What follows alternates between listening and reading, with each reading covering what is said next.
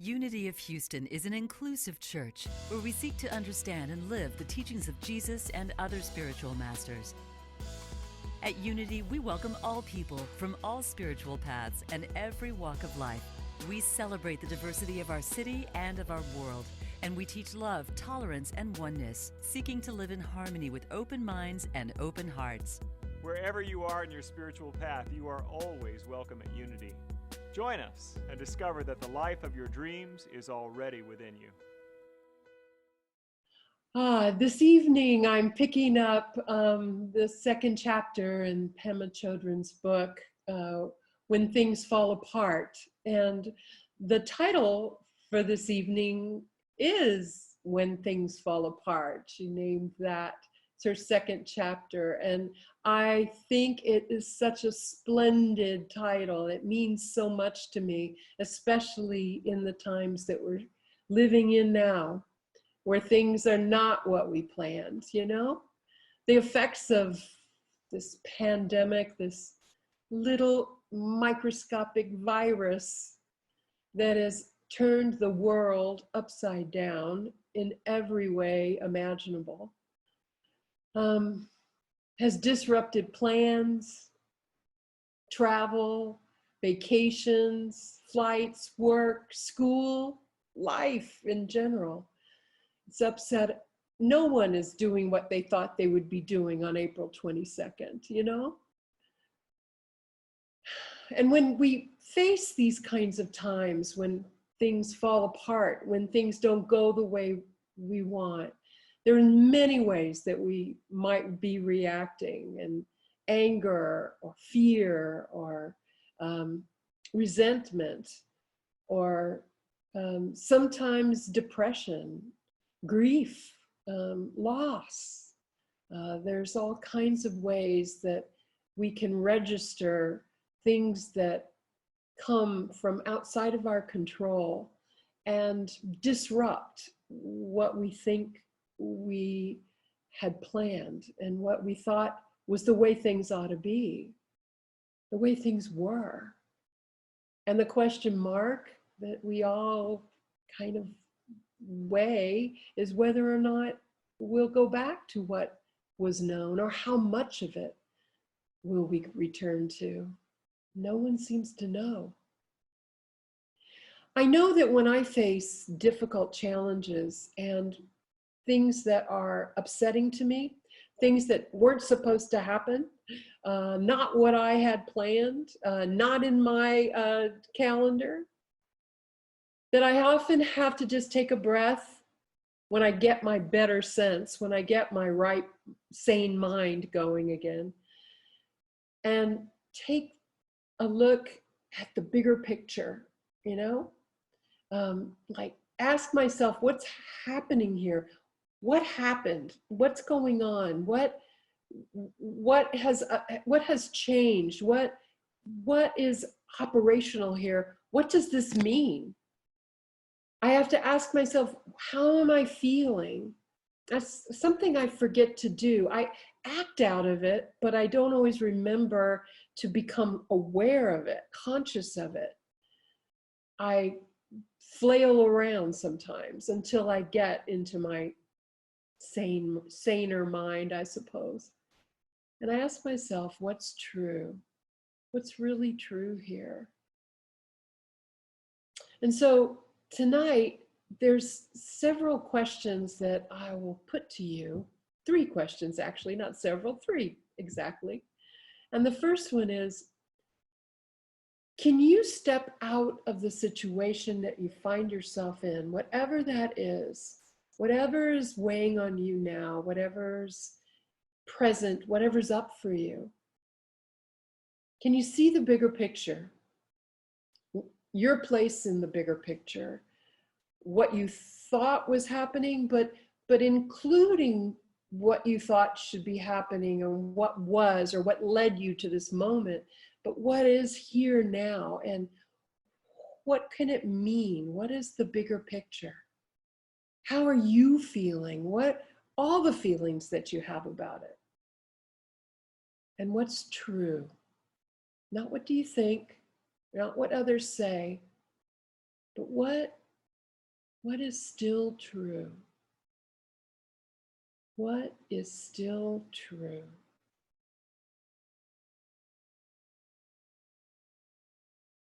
I had a friend when I was in 12-step, and she and I would go to coffee after our meetings, and we would talk about our, crazy brains, our crazy mind, our what happens when we're all messed up.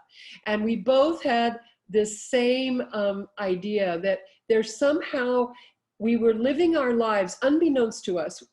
We were living our lives waiting for the other shoe to drop. In other words, everything's okay, everything's rocking along, everything's going the way I want, and then something happens. And the first thought, there's just like this, boom, boom, boom. It all comes down to this. In other words, it's almost like I have a flash of my whole life. All the things I've overcome, everything that I've come to, everything I've striven for, everything that I've achieved. I get to this point, I'm at this very pinnacle, and now it all comes to this downbeat, now it all comes down to this, like this is the great finale. Now, everything else leading up to this time, it was momentous, it was ordinary, it was not so great, it was all kinds of things leading me here, but somehow this moment that is upsetting me or surprising me or not expected is the terrible trick of the universe, just stringing me along all this time until the other shoe drops, and it all comes down to this. This is how I go out. This is what, and we would just fall out of our chairs laughing because we said it out loud. Of course, it's ridiculous, but I tell you what, when you keep it a secret on the inside, it feels very heavy indeed. It feels very likely true. When I complain to my husband about something that's upsetting me or something I am failing at, something I've lost or done or should have done or didn't do or say it right or whatever I think is wrong or not right about me, and I'm all suffering and whiny, not my best look actually, but whiny. And my husband, he will say, but weren't you just saying yesterday how you were on top of the world, that you had it all figured out? Or he'll say, or by tomorrow, Karen, everything's going to look different. You're going to have it figured out. You'll know what you're going to do, and you'll be back. It'll be great again. You'll be back on top again. And I'll tell you what, I do not like that. I don't appreciate it. I want him to go down into the valley with me. I want to whine a little bit longer. I know I don't think he wants me to, but I just want sympathy for 5 more minutes. I'll get up and clean myself off and dust my pants off and figure out my way and go on as I do, as you do. The inevitable turnaround will happen. That's a given. Remember I asked you earlier, what's true? That's true. The inevitable turnaround will happen. Now, where it'll take you, what it will mean, what will you gather from the breakdown time, well, that's up to you. And it all depends on what you're scheduled for, in your soul, what your soul is ready to do and what it's going to be looking at now. What's really being called out of you. Pema Chodron says, when things fall apart, she says, sticking with that uncertainty, getting the knack of relaxing in the midst of chaos, learning not to panic. This is the spiritual path. Not to panic, like to wake up and just get a grip, just try to come to. She says, getting the knack of catching ourselves, of gently and compassionately catching ourselves is the path of the warrior. Read that again. Sticking with that uncertainty, what we don't know what's going on. Getting the knack of relaxing in the midst of chaos. What a practice. Learning not to panic. This is the spiritual path. Getting the knack of catching ourselves, of gently and compassionately catching ourselves, is the path of the warrior. Wow, that's a thing, isn't it? I took a long 5-mile walk this morning, and I noticed that on my path there were some heart-shaped leaves, and they were hanging off of a vine right in front of me, like trying to get my attention. Maybe the universe was doing that. It's Earth Day after all, and this was a way for me to be in the glory of the earth. And then I noticed that some of those leaves had fallen down on the path in front of me, and they were laying in all kinds of directions, but they were clearly hearts littering my way. The universe sending kisses to me. The earth reminding me everything's going to be okay. Life happens. Things fall off. But they're never wasted. They're always a part of the path, aren't they? I thought what I needed right then is the love that these heart-shaped leaves were reminding me of. So I took and in my hand, in my motion, as I'm walking busily on my path, I swept the energy of the love into my bruised, sore little heart. I just kept bringing that energy of love. I would just walk with rhythm and imagining bringing that love from the path into my heart and breathed it in. It helped. I practiced forgiving myself for being less than perfect and whiny and ungrateful. And I wanted to skip to happy again.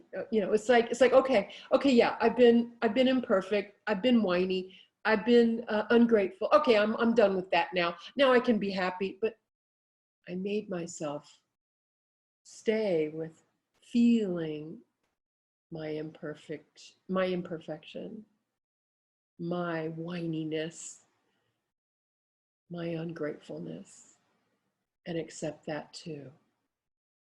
I think I was practicing being a warrior a little bit. And you know what? It helped.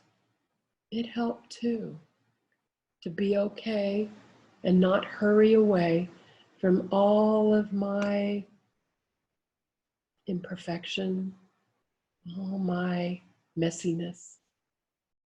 So your second question tonight, can you be with yourself when you aren't behaving well? You know, like when you discover something you've done and you've got regret, remorse, some guilt or shame.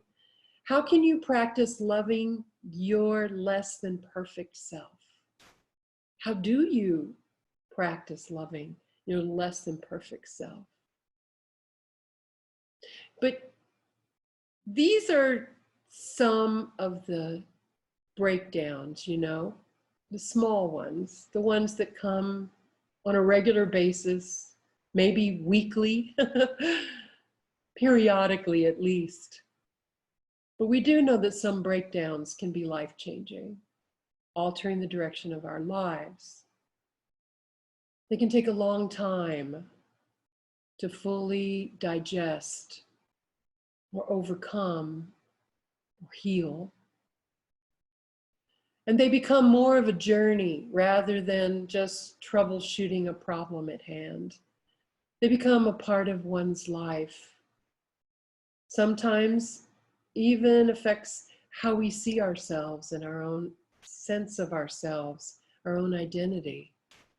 For good or ill, however you judge that, but the truth is, life itself is always reshaping us, remaking us.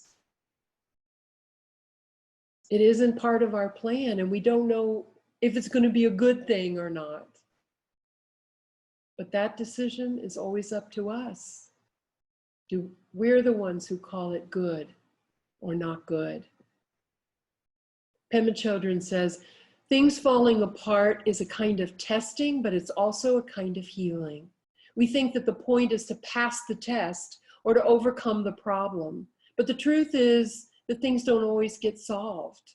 They come together and they fall apart. And then they come together again and they fall apart again. It's just like that. She says the healing comes from letting there be room for all of this to happen.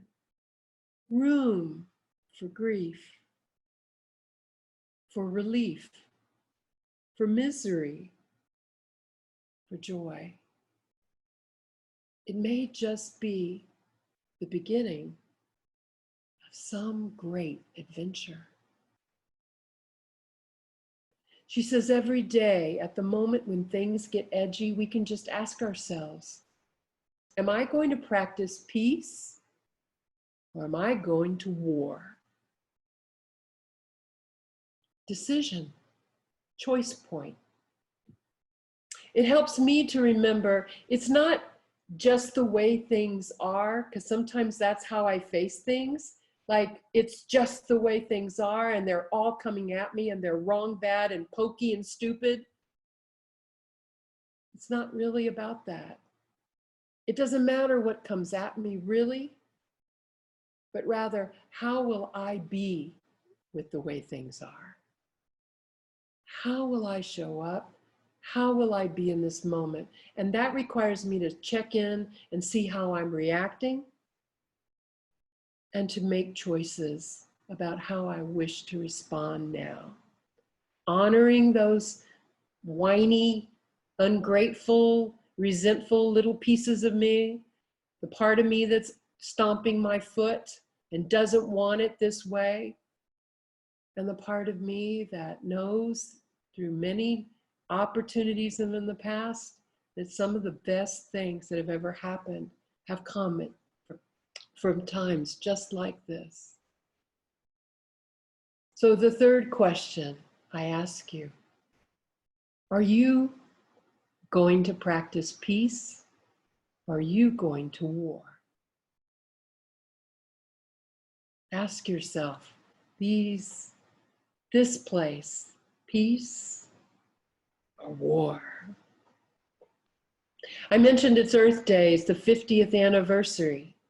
Earth is healing herself, it seems, with the pandemic and all the changes and all the quiet and all the less travel that we're doing in the air, on the water, in the streets, that the pollution is rolled back and dissolved away, and blue skies are shining, are visible everywhere. The sun shining, where everybody can see distances and vistas that they haven't seen in maybe like ever. That there's clear water running. In Venice, they see fish in the canals because the boats aren't traveling there, stirring everything up. It's a new look, it's a new feel, it's a new sort of peace, isn't it? But not so fast. Just because we've had 6 weeks of lockdown or whatever it is in the world doesn't mean that the earth is all better now. It just shows us what's possible and what effects we really have on it, that we can stop our maddening abuse of air and water and all of our frenetic movement that really doesn't do us good either. This isn't a permanent reversal, it just shows our impact, which means it gives us choice, peace or war, right? We're one with nature. Our healing is dependent on creation. And the more that we engage with creation, the more creation gives that healing back to us. Those heart-shaped leaves are my reminder.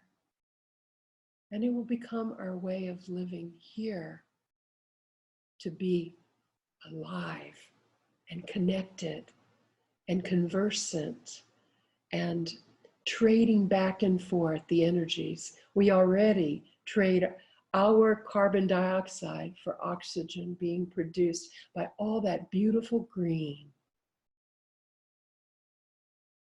Spring is so beautiful.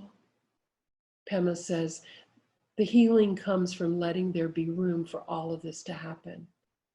Room for grief, for relief, for misery, for joy. It may just be the beginning of a great adventure. Robin Wall Kimmerer says, if grief can be a doorway to love, then let us all weep for the world we are breaking apart so we can love it back to wholeness again. And in thereby make ourselves whole as well. God bless you.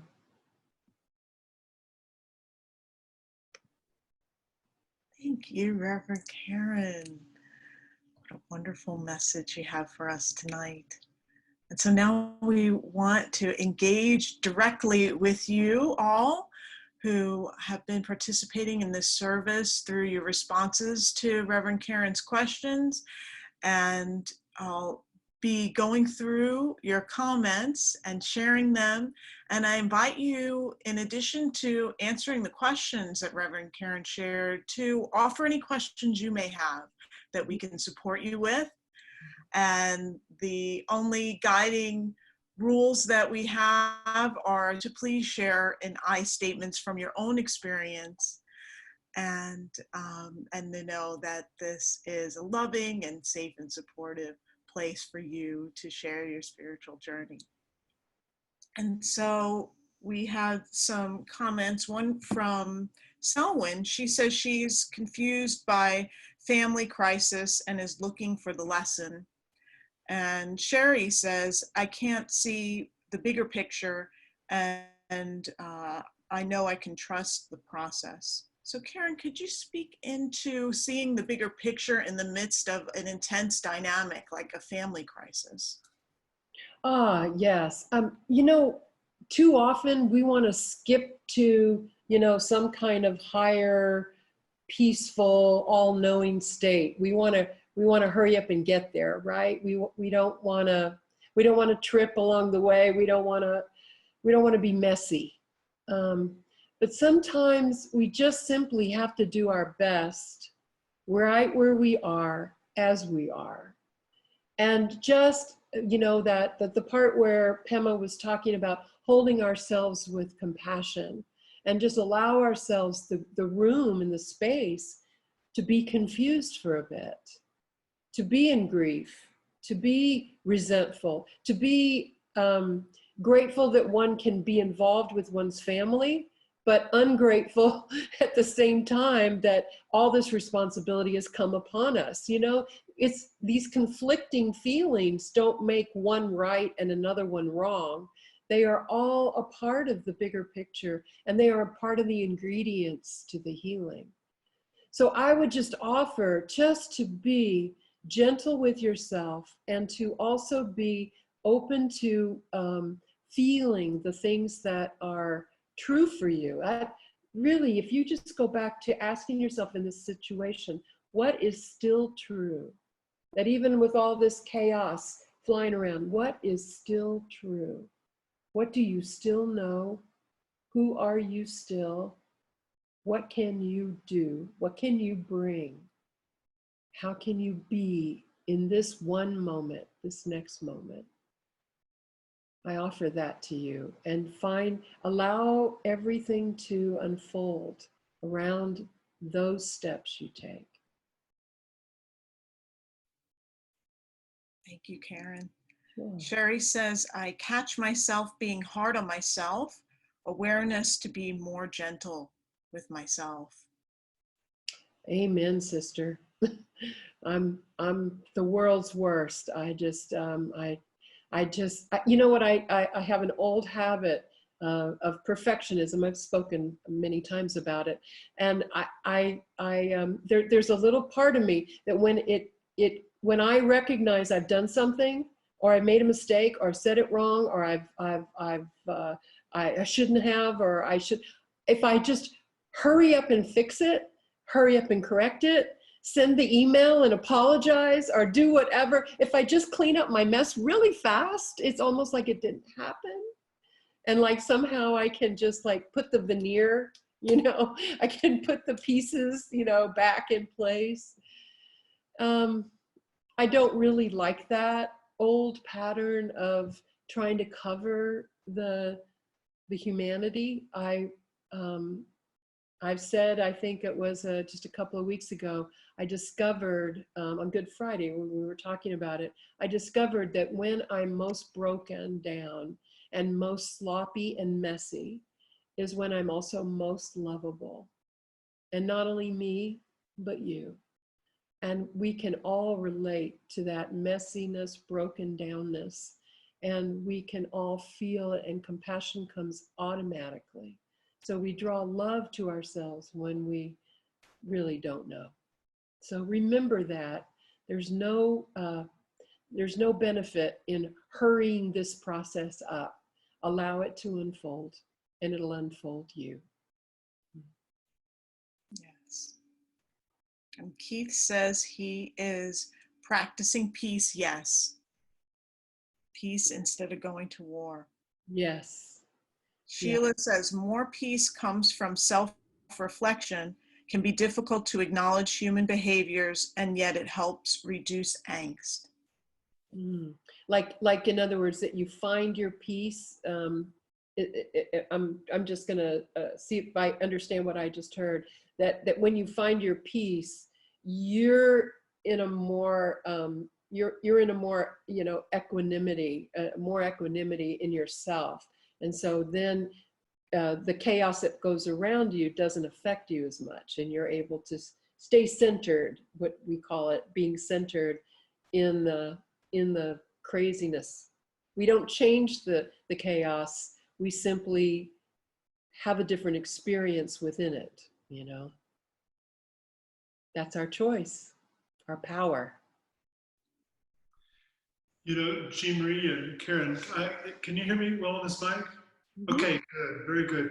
So last week I was pretty sick, and when I was resting, and I was just uncomfortable, and then I would come to and look forward actually to going unconscious again, because it was more pleasant than dealing with headaches and body aches. And by the way, I did test, and I am COVID negative, but I just had a really nasty flu.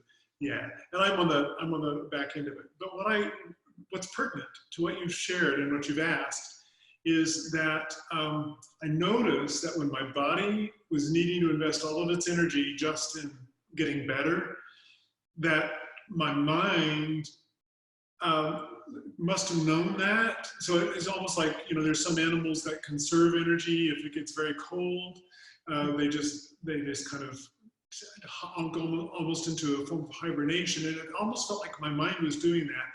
It's just like when your defenses are so low, I just didn't have enough fight to even have an opinion about the most basic things. But I did have the wherewithal to notice that wow, that's like, I just so thoroughly don't care. And I knew that it wouldn't be forever, and that was my right action in that moment. And then I also, in that sort of fevered stupor, also had the wherewithal to realize, well, you know, that's a metaphor for what we're all experiencing. You know, we're all very much alone right now in this big, sweeping, enormous experience. And we know that it's much greater than what any of us can possibly comprehend in this moment. And the knowing of that is all that we're supposed to do right now. That extrapolating beyond that is just sheer folly. And the aspiration toward it, you just kind of have to like, what, you know, I so thoroughly do not have control over this. So it's not useful for me to develop a strong opinion about it. Just let it do its thing. Let it run its course. So how did you experience that neutrality, that opinionlessness? Like no need to stand for something, right?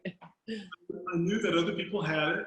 You know, if it needed attention, then somebody's going to attend it. in due time, and if my particular brand of attention was required, it would be brought to my attention in due time, and I would address it in that time. And in the meantime, it's just flowing.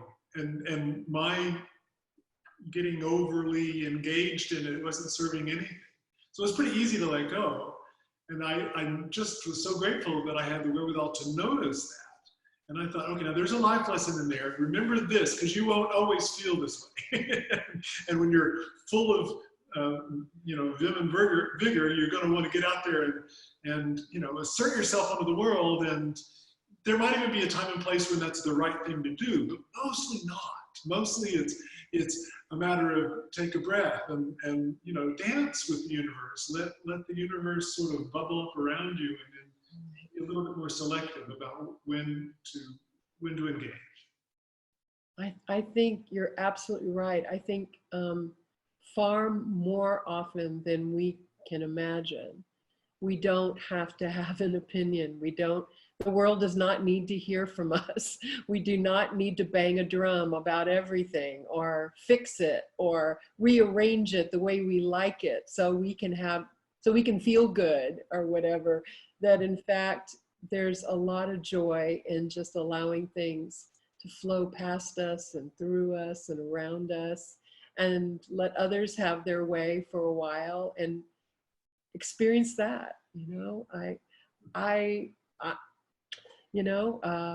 I'm going to take your life lesson to heart. Thank you for watching this message today.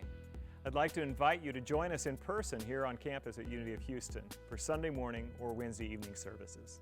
If you can't be with us here on our campus, you can still join us live on Facebook or on our website, unityhouston.org, Sunday mornings at 11 a.m. Central.